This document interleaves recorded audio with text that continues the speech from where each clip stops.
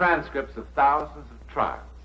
Everything from murder and treason to swiping a halfpenny from the corner newsstand. Out of such trials, over the past 1,000 years, has come that cornerstone of a free society. English law. English law. The essence of all that is solid, substantial, and practical. But what about this trial? It was held in the Assize Court here, in the County Glamorgan in South Wales not so long ago. Solid, substantial, practical? Yes, if you believe in ghosts. It all began here, in the village of Llandefni, which lies in a typical Welsh coal mining valley. The stone-built, slate-roof cottages follow the contours of the dark hills. On Sunday mornings, the pit heads are silent. But up and down the valley, the chapels are in full throat.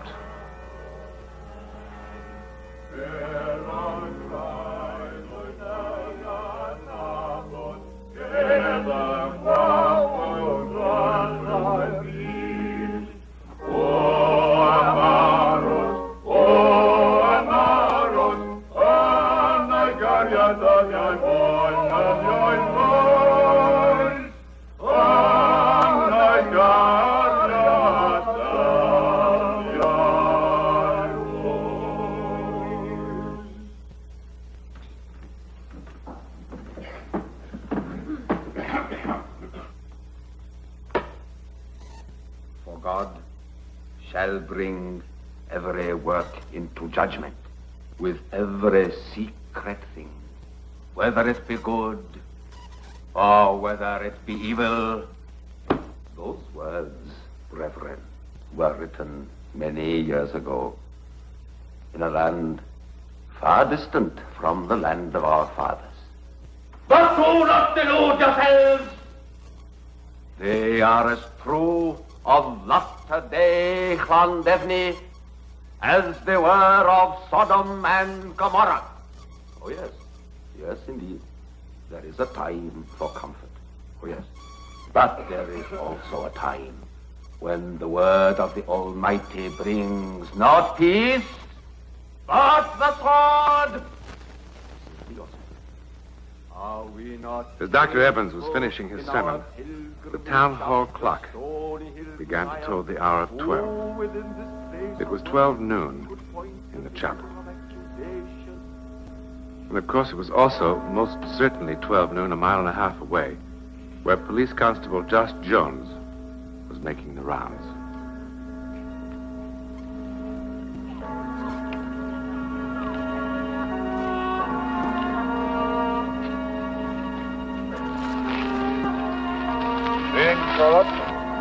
Jones.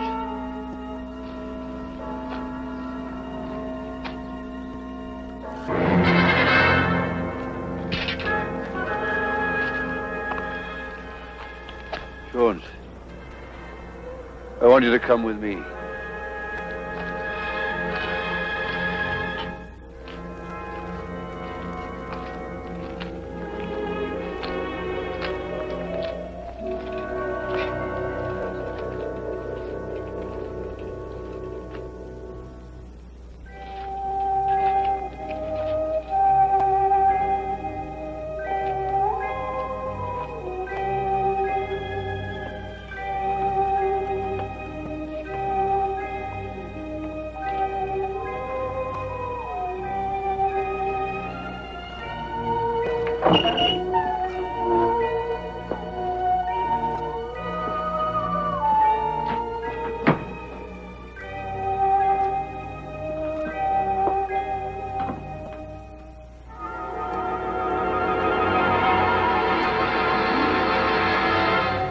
Look.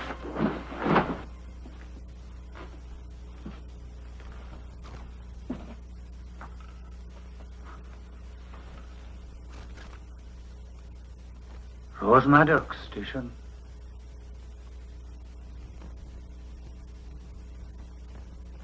How did you come to find her, Mr. Roberts? I killed her. She threatened me unless I gave her more money. She threatened to write to my superiors in the bank in Cardiff to tell them about us. I'm sorry, Mr. Roberts. I must ask you for a statement. Inspector Pugh would want it in writing.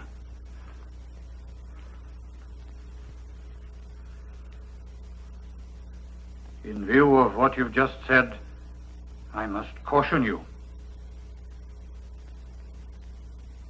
Mr. Roberts?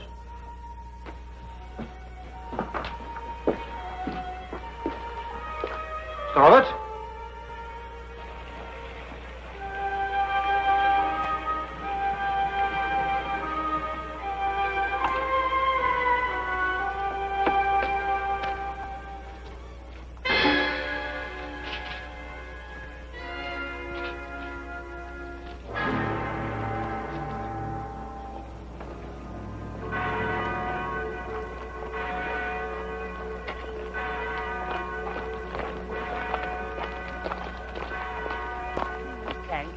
Thank you for your great words, Mr. Evans. Yes, very powerful. Oh, go on with you, man. You were dozing all the while. Oh, no, I heard every word.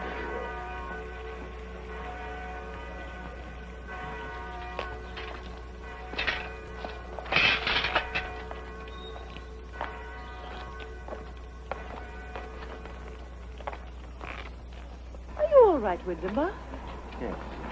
How did you get away like that, Mr. Roberts? What are you talking about? Oh, you know what I'm talking about. Now, you better come along with me to the police station if you don't mind. Why? Joking or something, Jones? Now, if you don't mind. You gone mad? Now, are you coming? Have I got to take you? Don't be so ridiculous, man. Very well.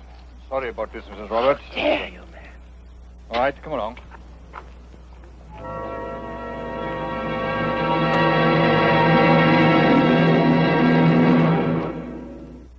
All right, Mr. Roberts. Now, what is the charge, Hunsable? I'm charging him with murder. That's what I'm doing. Man's out of his mind. You know you took me to the dead body and confessed to the murder. Man's out of his mind, Inspector. Where is the corpse, then? St. Evany warehouse. In the loft. Who is it? Rosie Maddox. Her throat's been cut. Sergeant, get down there on your bike. If there is a corpse, phone me back. Now, who found her? He did. He took me there just now. How could I have done that? I was in chapel all the time. He stood beside me then not 20 minutes ago and confessed to the crime. Do you know anything about this, Mr. Roberts? How could I have done what he says? Handcuffed on a Sunday morning outside chapel in front of all the people. Ridiculous, that's what I say it is. Unlock him, Constable. Yes, sir. You'll hear more of this, I can tell you. Now, what's this about a confession? Well, he said that she threatened him. Said she'd ruin him. Let me see your notebook where it says so. Well, there's nothing in it. Of course there isn't. How could there be? Well, I cautioned him, but before I could put it down in writing, he'd made a bolt for it. Why didn't you report this immediately? I gave chase at once. Chase, indeed, when I was in chapel all the time. Ask him. Well, did you see Mr. Roberts coming out of chapel? Yes, I did. There you are. You see, Inspector?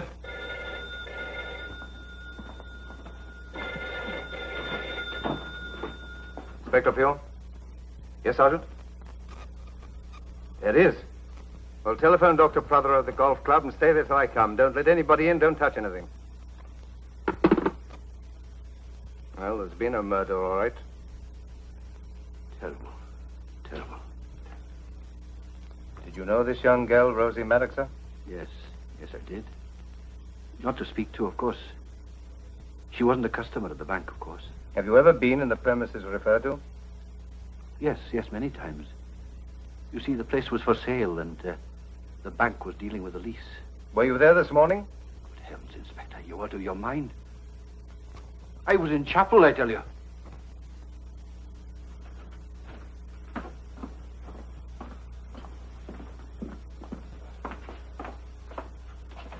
Come in, Mrs. Roberts, please. And anyone else who was sitting with Mr. Wyndham Roberts in chapel this morning. What is it, Wyn? What is all the fuss about? It's all right, Bach. Don't worry. Gentlemen, there's been a murder. Murder? But who? I want you to tell me if Mr. Wyndham Roberts was sitting with you in chapel this morning. Why, yes, certainly. We sat together in the same pew. We always sit together for Jehovah. For the singing, see? Was Mr. Roberts there the whole time? Oh, yes, yes. We met outside before it started and went in together. He was in fine voice. Until he dozed off when the preacher was talking. There. I said so. Could he have slipped out without any of you noticing? Oh, no. He was sitting in the middle seat. I see. Thank you, gentlemen. I want you to show me exactly how you were sitting. Just bring that bench round there, Constable. Will you? You too, Mr. Roberts, please. I was on the end. Sure.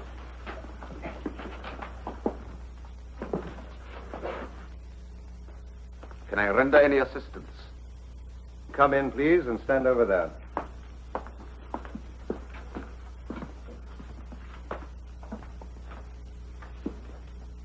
Now, where were you sitting, Mrs. Roberts? Directly behind him. I see. And where were your wives? In the pew behind, of course. Now, could it have been possible for you not to have noticed Mr. Roberts coming or going? No, because the thing of the Certainly not.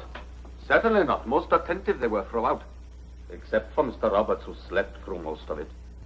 I'm sorry about that, Doctor. Without any sin at all, he must be to sleep so innocently. So there can be no doubt at all that Mr. Roberts was there the whole time. None whatsoever.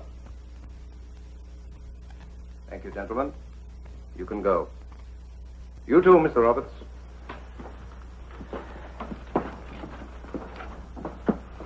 For God shall bring every work into judgment, with every secret thing, whether it be good or whether it be evil.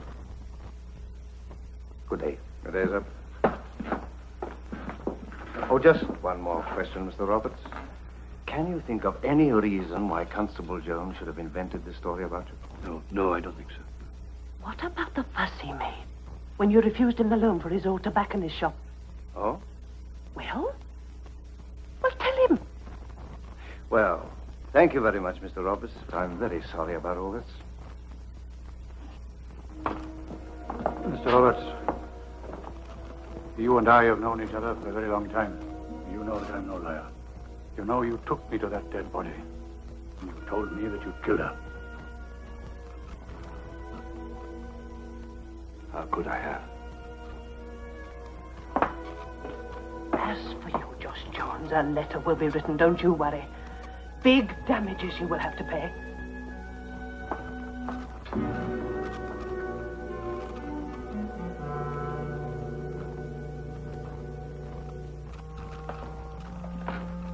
Josh, show me your hands. You've got blood on them. Just look at you.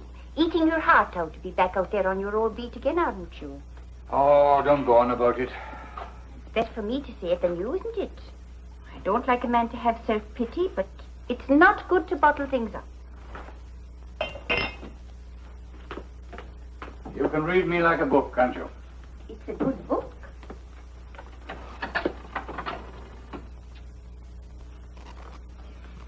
Ah, well.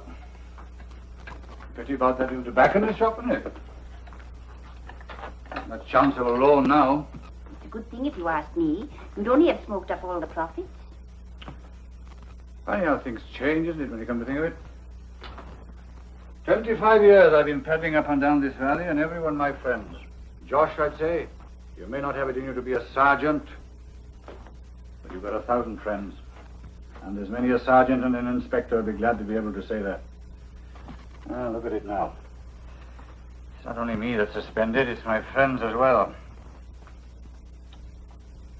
Oh, I know they smile at me with their mouths when they see me, but then when I pass, they nod and murmur among themselves as if I was the murderer. No. Don't you get so down in the mouth, man. Sooner or later, they're bound to find the man who did it. It was Roberts. You believe me, don't you? You've never told me a lie in 24 years, Josh. Why should you lie to anyone else? But you never found me out. Ah, you know, it's a strange business. I don't know what to think. Gee, if you can't trust your senses, where are you? One thing is certain. Roberts never left the chapel. Evans. The greengrocer was asking only yesterday if we got a lawyer yet. Emily and Lisa Flandarcy are very good, she said. Yes. Anyone would think you were sorry for that P.C. Jones. One has to learn forgiveness. One has to learn to be merciful. No mercy is showed to you or to that girl. Everybody's saying it. Say what? Who was it found the body?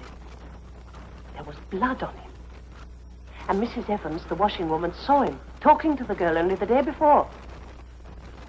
Gossip it is, that's all. And I don't want to hear any of it. But it's you he tried to blame, to take the suspicion from himself. Be quiet, woman! What is it, Wyndham? Oh, it's only a tiny cut. I'll get some sticking plaster. What is it?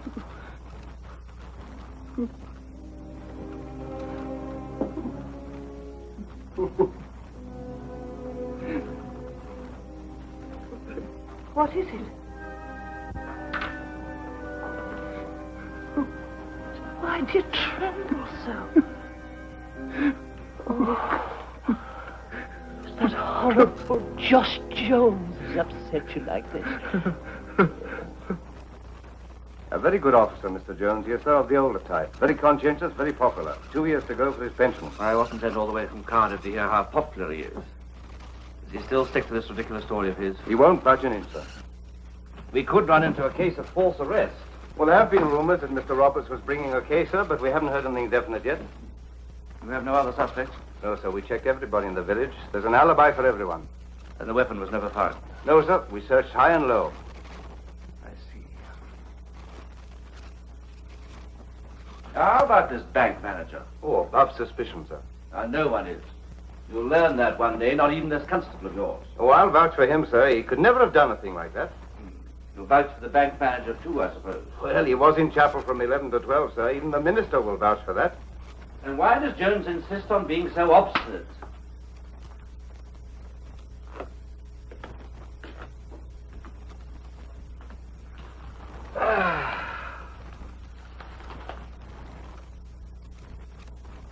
Josh, that's about the 12th time you've read that paper.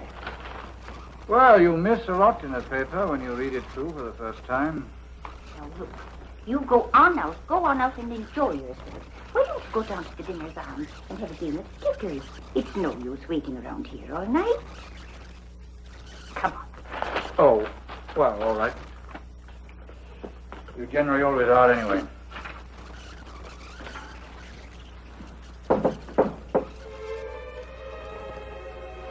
Well, looks like the end of the waiting.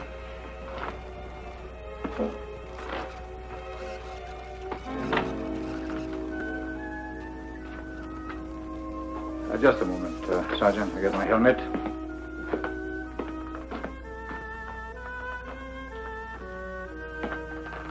Josh. Good luck, Josh. Don't you let them make you back down, Josh. I won't.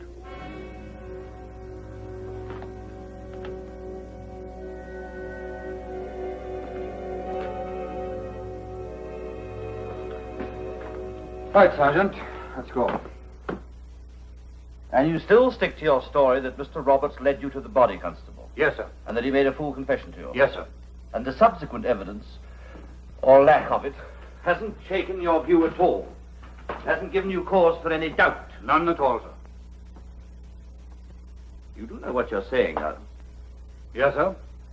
I am saying that what I saw and heard is the truth. The whole truth and nothing but the truth, so help me God. And you won't admit the possibility of any error in your statement? No, sir. Even though there isn't a shred of evidence to connect Mr. Roberts with this crime? What do you expect me to do, sir? Say that I was mistaken? Say that I didn't see Mr. Roberts standing there, or hear him speak to me as close as he was standing to me now? So that you can send him a letter of apology from the chief constable of the county and brush it all under the carpet like a bit of dirt? I'm sorry, I don't mean to be disrespectful, but I won't do it. And what do you suggest, Constable? Well, perhaps it would be best if I resign. I'm only worried if I do that, people will think that I was admitting to a mistake. I don't like to force your hand. But You're doing it all the same, is that it? Well, since you've made the suggestion of resignation, there need be no mention of the circumstances. Your pension will be payable, subject to a pro rata reduction for the last 2 years. I see. Resign with a pension or be kicked out without one. Is that it? I'm only trying to help you. I don't need any help to tell the truth. All I want to know, sir, is do you believe I'm telling the truth? I think you had an unfortunate hallucination. Well, in that case, sir, I'm not resigning. And the devil can take my pension. Well, Roberts. Evening, Mr. Roberts. Can I help you? I want you to come with me.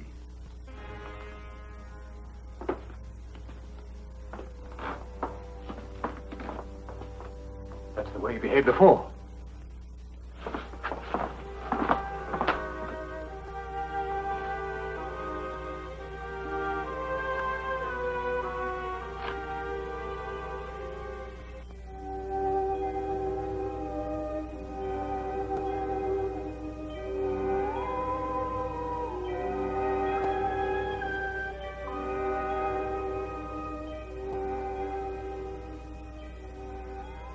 Now am I to be believed?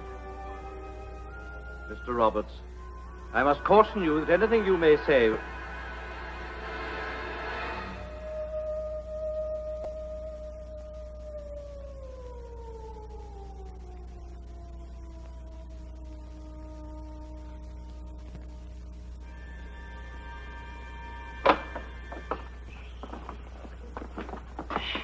Don't waken him.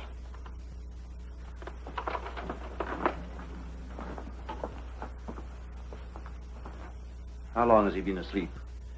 Oh, for about an hour. He put on his coat and said he was going out. And then changed his mind and began walking up and down until he was exhausted. Then he sat in his chair and finally went to sleep. Have you been with him the whole time? Of course I have. Why do you ask? Because I must, Mrs. Roberts. Oh, please don't waken him. He's finally sleeping peacefully. Most of the time he tossed and turned and muttered and groaned as though he was having a most frightful dream. And then, 20 minutes ago, a complete change came over him. Suddenly his face relaxed, and he became calm, like he is now, the darling. As though a great weight had been lifted from his very soul. As though a weight had been lifted from his very soul. How heavy does a man's conscience become before it becomes unbearable? Well, in this instance, apparently the weight of conscience was so great that it resulted in a psychic phenomenon called teleportation. Wyndham's need to confess his crime, something he could not bring himself to do on a conscious level, was apparently so great that it resulted in a manifestation in a corporeal form, so that he should not go unpunished. After a short trial, Wyndham Roberts was hanged in Cardiff jail for the murder of Rose Maddox. In the village of Llandefni, some of the people still recall the words of that itinerant preacher on that strange Sunday morning when Wyndham Roberts seemed to be sleeping. For God shall bring each work into judgment, with every secret thing, whether it be good or whether it be evil.